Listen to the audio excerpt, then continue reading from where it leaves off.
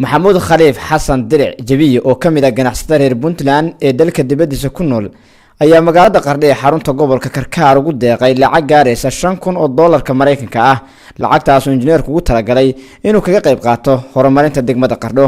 munaasabada lacagta lagu wareejinayo waxa ka soo qayb galay maamulka degmada Qardho nabadoono aqoon-yahano iyo qaybaha kala duwan ee bulshada ku nool magaalada Qardho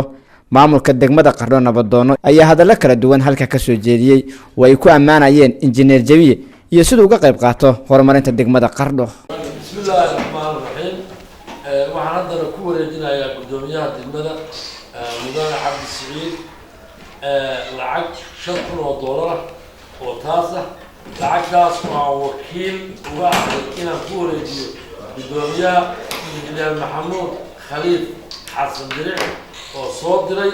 ilaahay wax khayr ugu bedelo gudoomiye iyo gudoomiye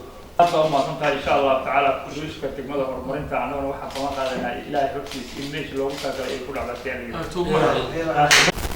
مش ده عليك على شيء أيوه محمود علي حسن وشبيه لي هو سمين ولي بشجع ولا بدل بشجع كبلي وش بعد ولا بدل واحد اللي هو قاعد هنا يدير وحي يستلك يسوي الحين جميع وسني الله تنبو بالول ما بحساي وردور دور من كنتم بحسين انت لا تسيون الا اوكلاي بل الذي كواين محايدين كريوي waxaan leenahay walaalayaal maanta yaa maali jiray bay maraysaa ogna halkiina ku jiray inaan istiilana waa soo dhaweynaya mar labaad iyo mar saddexaad